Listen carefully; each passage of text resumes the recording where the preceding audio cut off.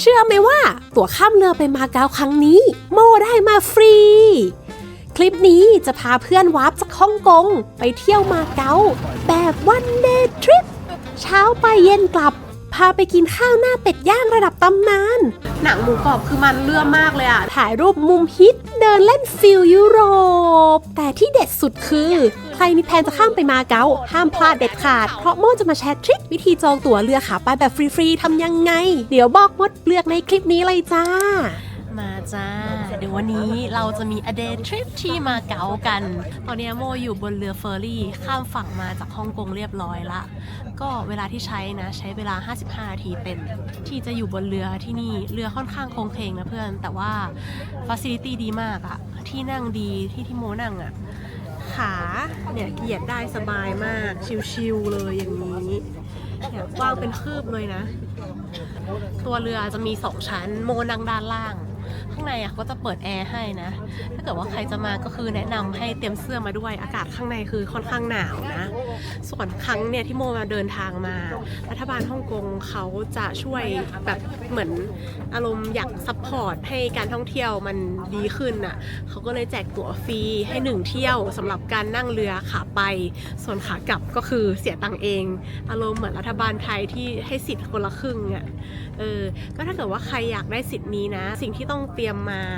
สำคัญมากก็คือพาสปอร์ตกับบอร์ดดิ้งพาสค่ะที่เรามาถึงที่ฮ่องกงอ่ะอันนี้คือห้ามลืมเด็ดขาดสำคัญมากแล้ววันก่อนที่จะเดินทางไปเนาะก็แนะนำให้เข้าไปจองตั๋วในเว็บไซต์ของเขาเราสามารถพิมพ์เข้าไปใน Google ได้เลยเพื่อนว่าฮ่องกงมาเก๊าฟรีเฟอร์รี่นะจ๊ะตอนเนี้ยก็ถึงเวลาเขาเริ่มลงกันละเขาเข้าคิวกันละไปกันนี่อันนี้คือสภาพข้างในตัวเรือเนาะเบาะนิ่มเบาะกว้างโมว่าถ้าให้นับอะน่าจะประมาณเกือบ300-400 ที่อะถ้านั่งข้างหน้าต่างก็จะได้แสงอาทิตย์ประมาณนึงแต่โมว่ากระจกมันค่อนข้างขุ่นเนาะเรามองไม่ค่อยเห็นวิวขนาดนั้นหรอกถ้าเกิดว่าใครจองตั๋วได้เที่ยวบิน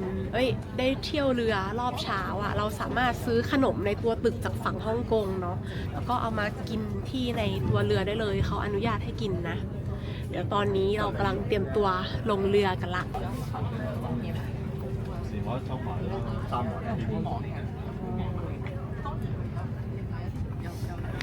เป็นการเดินทางที่สะดวกสบายมากเพื่อนแล้วเรือเฟอร์รี่ก็คือคันใหญ่มากอะการเดินทางมาที่มาเก๊าเนี่ยความจริงมันเดินทางได้3วิธีนั่งเรือมาแล้วก็นั่งรถบัสเนาะแล้วก็อีกวิธีหนึ่งก็คือนั่งเฮลิคอปเตอร์มาน่าจะประมาณ15นาทีนะถ้านั่งเฮลิคอปเตอร์อะเท่าที่โมอ่านมาล่าสุดเมื่อประมาณ 3-4 ปีที่แล้วอะน่าจะประมาณ 7,000 บาทนะ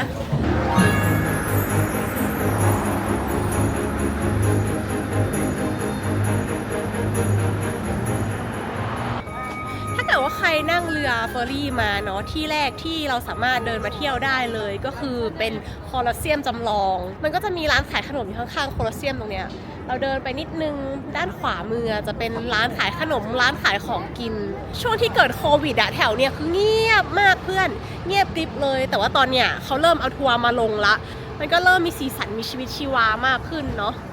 หลายๆคนน่ะเป็นคู่แต่งงานน่ะเขาก็ขนชุดเจ้าบ่าวเจ้าสาวมาถ่ายพรีเวดดิ้งกันตรงนี้เลยนะเพราะว่ามันก็โอเคอยู่อะแบบไม่ต้องไปถึงมิลานถึงโรมเนาะเพราะว่าค่าตั๋วไปมิลานล่าสุดโมเสิร์ชมามันประมาณ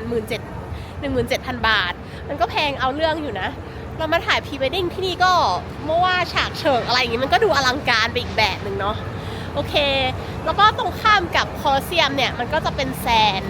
ตึกใหญ่ๆสีทองข้างหลังโมตรงนี้มันคือเครือเดียวกันกับที่สิงคโปร์อะมารีนาเบย์แซนไอตัวเครือบริษัทแซนเนี่ยก็เป็นหนึ่งในบ่อนที่ใหญ่แล้วก็มีชื่อเสียงที่สุดในเอเชีย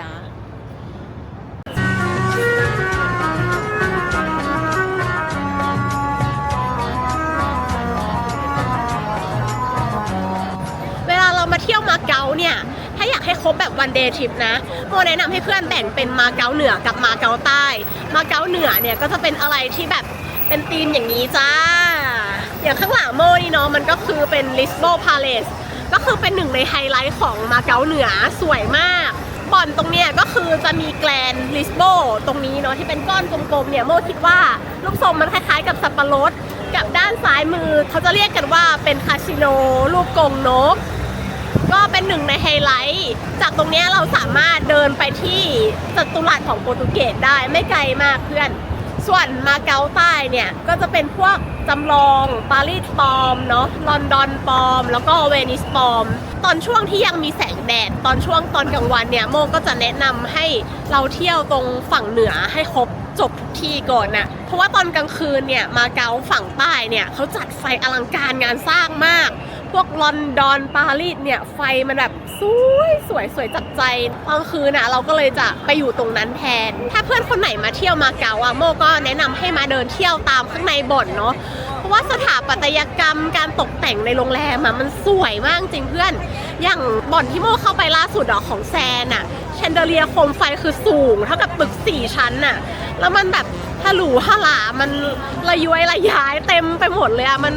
สวยที่สุดตั้งแต่โมเคยเห็นมาเลยอะเคยไปที่แวร์ซายน์เนาะโมก็ยังรู้สึกว่าของที่นี่มันอลังการกว่ามาจ้าตอนนี้เราก็ชวบเข้ามาแวะกินข้าวหน้าเป็ดข้าวหน้าหมูกรอบร้านดังของมาเก๊าที่นี่เนาะที่เป็นที่รู้จักของคนไทยมากเลยนะความจริงมีสติกเกอร์ไทยติดฝาผนังเลยเพื่อนเนี่ยทรงตีตาย นี่แล้วดูความน่ากินของเขาหนังหมูกรอบคือมันเลื่อมมากเลยอ่ะดูดิโอ้มาชิมกันหิวพอดีเลยเนี่ยข้าวเช้ายังไม่ได้กินเลยแต่ว่ามันติดกระดูกมาด้วยนะนี่ชิ้นนี้สุดๆอ่ะ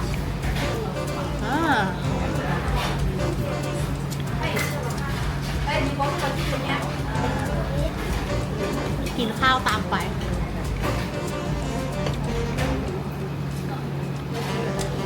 ข้าวร้อนๆคู่กับเป็ดชุ่มๆอย่างเงี้ยคือตัวเนื้อของมันนะมันชุ่มมากเลยอ่ะอร่อยข้าวก็นิ่มๆแต่ว่าเสียอย่างเดียวอ่ะคือเป็ดเขาไม่เลาะกระดูกออกให้เนาะต่อไปเรามาชิมหมูกรอบของเขาดีกว่าสูตรของเขาเนาะตรงเนี้ยส่วนเนื้อมันยังแดงๆอยู่เลยอ่ะดิชิมกันจ้า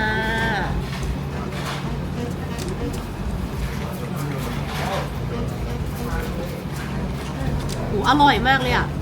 คือตัวหมูกรอบของเขาอ่ะมันจะมีกลิ่นพริกไทยดำเหมือนเขาหมักมาด้วยเนาะ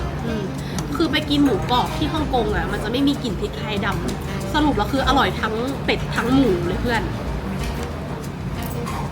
แต่ว่ามันจะแตกต่างจากของไทยอ่ะตัวหมูกรอบมันจะกรอบมากแต่ของที่นี่ไม่กรอบแต่ว่ามันจะออกแบบนุ่มๆแทน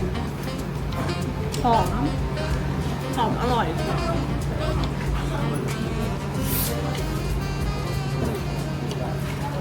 ส่วนราคาจานนี้ก็ตกอยู่ที่48เหรียญโมตีเป็นเรทฮ่องกงเลยนะเพราะมันต่างกันไม่เยอะมาก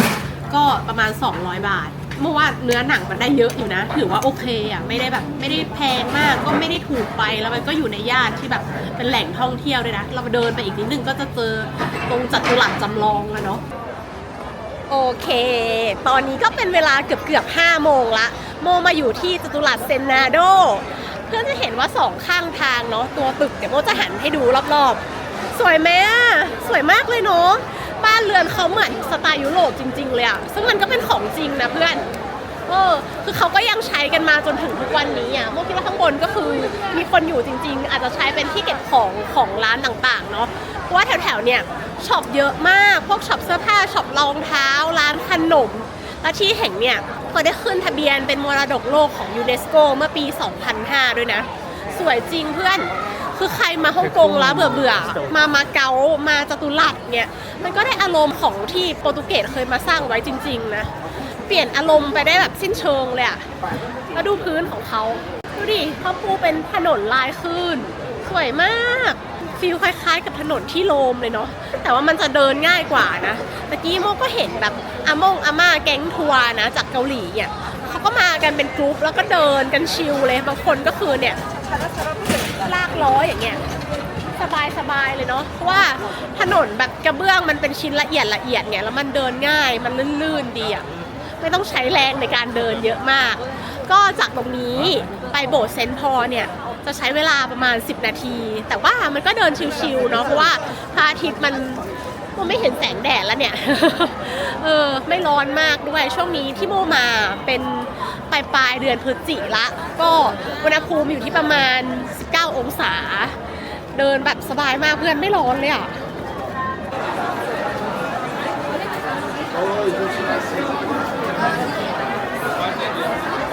700啊，过来看一下马油饼有蛋饺。来，过来吃下贵给烧烧腊饭。 ระหว่างทางจากจตุรัสเซนาโดไปโบสถ์เซนต์พอลเนี่ยก็จะมีร้านขายของฝากเยอะแยะมากมายเลยและที่เห็นเยอะที่สุดก็คือหมูแผ่นแล้วก็พวกคุกกี้ก็จะมีของฟรีแจกให้ชิมตลอดทางแทบทุกร้านเลยเพื่อนเดี๋ยวก็ตัดแจกคือเนี่ยก็กินมาประมาณ 5-6 ร้านแล้วอะเอาจริงนี่คืออิ่มพุงเต็มพุงแล้วนะแจกให้แบบไม่กักเลยอะแต่ละอย่างอย่างหมูแผ่นอะแจกให้ชิ้นเบล่มเลยนะนี่ดีมากชิ้นเบล่มเลยใหญ่มาก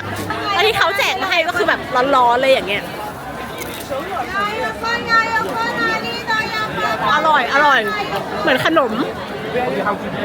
เอาจริงๆทาร์ตไข่ที่เขาว่าต้องมากินที่มาเก๊าเพราะว่ามันคือต้นตำรับของโปรตุเกสเนาะก็ยังไม่ป๊อปปูล่าก็ยังไม่ฮิตเท่าหมูแผ่นนะหมูแผ่นที่นี่คือการตลาดดีมากเดี๋ยวก็ตัดแจกฟรีเนาะทาร์ตไข่มันตัดแจกฟรีไม่ได้เพื่อน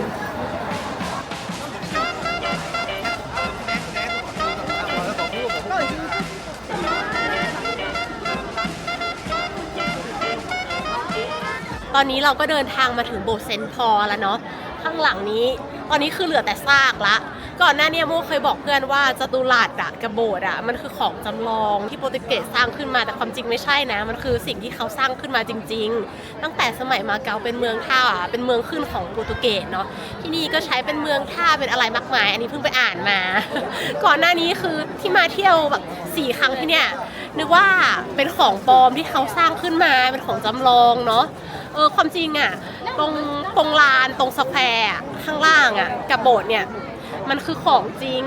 ทำไมโมถึงเข้าใจว่ามันเป็นของปลอมเพราะว่าด้วยความที่มันมีปารีสมันมีเวเนเซียนปาริเซียนเนี่ยของที่เขาจำลองอ่ะพร้อมๆกันหลายๆอย่างสร้างขึ้นมาเนาะโมก็เลยนึกว่าไอ้โบสถ์หลังเนี่ยก็คือน่าจะเป็นของที่แบบเขาจำลองให้แบบเวลามาเที่ยวมาเก๊าแล้วฟิลมันคล้ายๆมาเที่ยวยุโรปด้วยกันนี้ความจริงไม่ใช่เป็นของจริงซะงั้นก็เขาบอกว่าในปี 1835 เนี่ยมันถูกเผาวอดวายเนาะที่คงเหลือไว้ก็เหลือแต่ซากประตู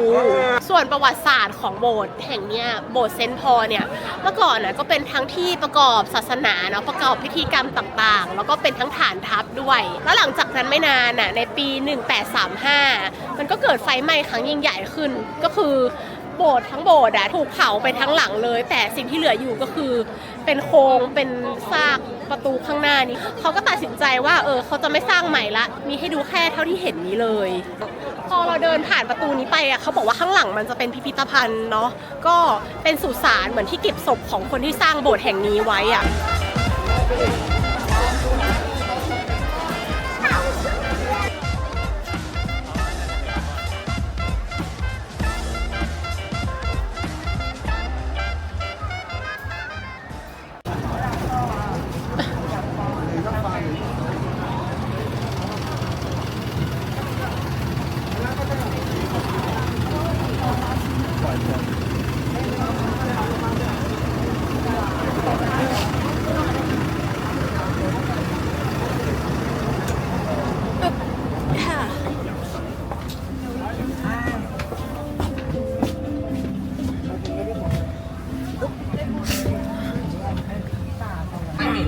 ในการมาเที่ยวมาเก๊าเนาะถ้าเป็นแบบทริปประหยัดออนบัดเจ็ตนะเราก็สามารถใช้รถฟรีของบ่อนได้เพื่อนอย่างโม่มาขึ้นครั้งเนี้ยโม่ก็จะขึ้นรถตู้อย่างที่เพื่อนเห็นเลยสภาพตอนนี้ก็คือเจียวจ้าวมากส่วนใหญ่ก็จะเป็นอาม่าเนาะที่เขามาเล่นในคาสิโนเงี้ยรถตู้อันเนี้ยที่โม่นั่งอ่ะจะเป็นของบ่อนลิสโบGrand Lisbon Palace นะฮะก็เราจะนั่งรถตู้เนี่ยไปลงที่ท่าเรือแล้วก็มันจะมีรถบัสของบ่อนแถวท่าเรือเนี่ยต่อพาไปที่มาเก๊าใต้อีกทีหนึ่งเพื่อไปดูแสงสีในยามค่ำคืนเดี๋ยวโมจะให้ดูวิวข้างนอกตอนเนี้ยพระอาทิตย์เริ่มตกดินละแล้วเขาก็จะเริ่มเปิดไฟตามหลังคาแล้วมันแบบเฮ้ยมันโรแมนติกนะ น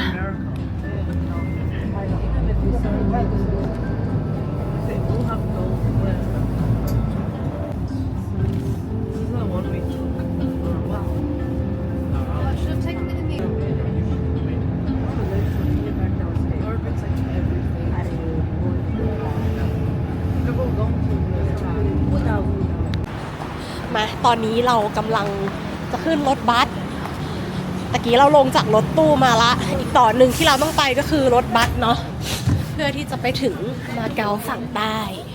เราเลือกที่นั่งตรงหน้าคนขับเลยจะได้เห็นวิวแบบจึ้งๆวันนี้โมเริ่มทริปการเดินทางตอนบ่ายโมงนะเพื่อนตื่นมาตอน11โมงก็ชิลๆแบบว่าตอนยอนไปแต่คือวันเนี้ยประมาณ6โมงครึ่งแล้วอะสิริรวมอะครึ่งทริปเดินไป 15,900 แล้วนะก็ไม่รู้ว่าจบวันน่ะมันจะไปถึงกี่ก้าวเนาะก็แพลนไว้ว่าน่าจะเข้ากลับสู่เกาะฮ่องกงอะประมาณสัก5 ทุ่มครั้งก่อนอะที่โมมาเก๊าอะคือครั้งเนี่ยน่าจะเป็นครั้งที่4ของโมแล้วที่มาเก๊าครั้งนี้เนาะมากี่ครั้งก็ตื่นเต้นแบบโอ้โหตกใจทุกครั้งในความยิ่งใหญ่อลังการอะเพราะว่ามันสร้างเหมือนจริงมากตึกแต่ละตึกคือเสาอะแค่เสาตึกอย่างเดียวอะมันเหมือนยุโรปมันแบบเหมือนจริงมากมันยิ่งใหญ่อลังการนะแล้วครั้งนี้ก็แผนว่าจะกลับไปสู่ฮ่องกงอะประมาณ5 ทุ่มแล้วครั้งก่อนอะโมเดินทางคนเดียวใช่ไหมเหมือนกันเลยก็คือจากมาเก๊าไปฮ่องกงแล้วมันดึกมากอะถึงฮ่องกงน่าจะประมาณเกือบเที่ยงคืนแล้วโมโดนกักตัวที่ตม.จ้าก็คือเป็นหญิงไทยคนเดียวเดินทางคนเดียวแล้วกลับเข้ามาที่เกาะดึกๆเนี่ยมันก็สงสัยแบบมันดูมีพิรุธเนาะก็ติดอยู่ประมาณชั่วโมงนึงอะกว่าเขาจะยอมเชื่อว่าเราไม่ได้มาขายนะเหนื่อยนะตอนนั้นนะกว่าจะคุยกับตม.รู้เรื่องกว่าเขาจะแบบเราจะยื่นหลักฐานแล้วก็อธิบายเนาะว่าเราเป็นทำงานอะไรที่ไทยอย่างเงี้ยเรามีบัตรเป็นบัตรพยาบาลมายืนยันตัวตนนะว่าแบบเราไม่หนีหรอกเนี่ยก็ hopefully ครั้งนี้เราจะไม่โดนแบบนั้นนะอันนี้คือบรรยากาศภายในรถบัสเนาะสะอาดมากเพื่อนเบาะก็สะอาดทางเดินก็สะอาดโมตัดสินใจย้ายที่มานั่งทางด้านหลังๆแทนเพราะว่าคิดว่าตรงที่นั่งหน้าคนขับอะมันจะมองไม่เห็นวิวเพราะว่ากระจกอะมันถูกบังไปละครึ่งหนึ่งตรงนี้ดูสิกระจกเราแบบทั้งสูงทั้งใหญ่น่าจะเห็นไฟตอนคืนแบบชัดเจนอะรถบัสเขาทำดีมากเนี่ยเบาะกว้างเนาะเบาะนุ่มตรงกระจกเนี่ยดูดิไม่มีคราบหยดน้ำไม่มีฝุ่นเลยทำเนียบกริบมากทำความสะอาดเนียบจริงๆเนี่ยตอนนี้รถก็เริ่มออกแล้วนะจ๊ะดีมากเลยอ่ะเขาไม่ต้องรอให้รถเต็มคันก่อนเนาะ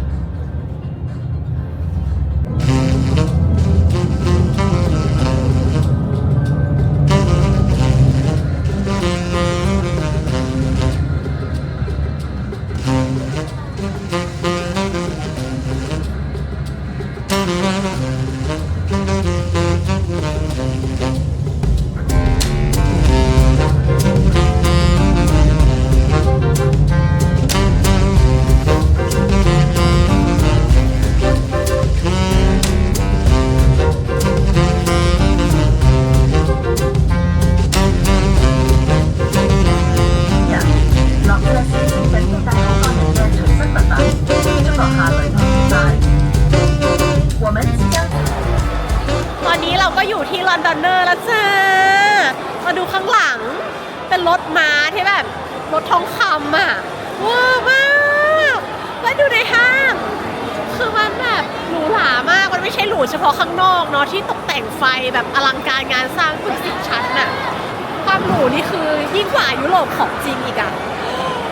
โอ้สวยมากตอนนี้เราก็มาอยู่ข้างนอกละมาสูดอากาศธรรมชาติกันบ้างนะตรงนี้ไอเฟลเนาะก็จะเป็นปารีเซียนแล้วก็ด้านนี้ก็จะเป็นปารีเซียนส่วนบิ๊กเบนตรงนี้ก็เป็นลอนดอนเนอร์เนาะเขาบอกว่าเจ้าพ่อที่มาสร้างอาณาจักรคาสิโนแห่งเนี่ยเขาชื่อสแตนลีย์เมีย4เลยนะเพื่อนเมีย4ลูก17คนพี่ข่าวลือแว่วๆกันมาอยู่ว่าเกือบจะได้เมียคนที่5ละเหมือนเขาไปขอกันมากิ๊กกักกันเรียบร้อยแล้วแต่ว่าหนึ่งในเมียของสแตนลีย์อ่ะบอกว่าถ้าเอาเมียมาอีกจะจัดการนะสุดท้ายก็เลยจบไปเนาะเจ้าพ่อสแตนลีย์ที่โมพูดถึงเนี่ยเขาก็ไม่ได้คุมแค่อาณาจักรคาสิโนนะพวกสัมปทานอย่างอื่นสนามบินท่าเรือเฮลิคอปเตอร์โรงแรมน้ำไฟทั้งหลายในเกาะมาเก๊าทั้งหมดอ่ะเขาก็คุมหมดเลยนะเพื่อนคือรวยแบบรวยมากอ่ะดั้งเดิ ดิมของเขาเป็นคนฮ่องกงเนาะเกิดในครอบครัวมหาเศรษฐีแต่ว่าช่วงหลังสงครามโลกครั้งที่2ชีวิตเขาก็ตกอับเขาก็เลยแบบย้ายถิ่นฐานมาอยู่ที่แห่งนี้ก็มาทำมาหากินทำมาค้าขายแล้วหลังจากนั้นก็คือเริ่มร่ำรวยมีเงินมีทองมากขึ้นก็คนมันมีเงินเนาะเขาก็เริ่มมีอำนาจหลังจากนั้นก็คือได้สัมปทานคาสิโนไปในที่สุดโหแล้วคือตึกแต่ละตึกเนี่ยมันงานละเอียดมากเลยตรงหลังคามันเขาทำมาเหมือนโบสถ์ที่อิตาลีที่มิลานอะไรอย่างนี้เลยสวยมากโอ้โหเขาบอกว่าคนที่สร้างคาสิโนตรงมาเก๊าเนี่ยเพื่อนก็เป็นคนที่เป็นทีมสร้างเดียวกับคนที่สร้างลาสเวกัสเนาะเหมือนอารมณ์แบบเขาร่วมทุนกันมาสวยไหมหอไอเฟลเพราะว่าไอเฟลที่เนี่ยก็สวยนะไอเฟลของจริงก็ว่าสวยแล้วไอเฟลที่นี่ก็สวยดีมันก็ดูมีสีสันดีอันนี้จะเป็นสีแดงสีเขียวเนาะแล้วตรงอื่นก็จะออกสีทองมันก็ดูตัดกันไปอีกแบบนึงมาที่นี่โมกรู้สึกมันก็เปลี่ยนอารมณ์ไปอีกแบบนึง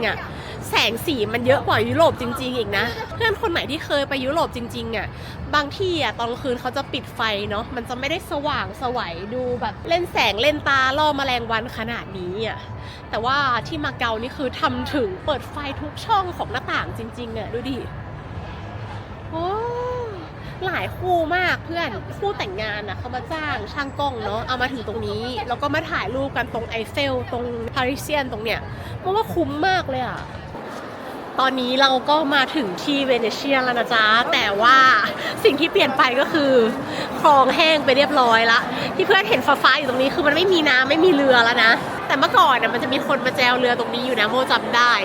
ก็หน้าต่างเขายังเก็บกิมมิคเขายังเก็บรายละเอียดได้เหมือนเดิมเนาะจะสังเกตที่หน้าต่างมีไฟออกมาด้วยนะแต่ละบานแล้วข้างบนก็จะมีท้องฟ้าจำลองด้วยน่ารักมากเลยเอาจริงๆโมว่ามันดูเนียนอยู่นะเพื่อนมันดูไม่โป๊ะมันดูไม่ปะเลยไฟแสงสลัวเนี่ยเหมือนเราเดินอยู่ในเวนิสตอนกลางคืนได้อยู่แล้วเฉิบดูดิคือคักมากเลยมันดูมีชีวิตชีวาดีเนาะ What child is this? ว้าว Yeah, yeah. What child is this? Ooh, what child is this? What child is this?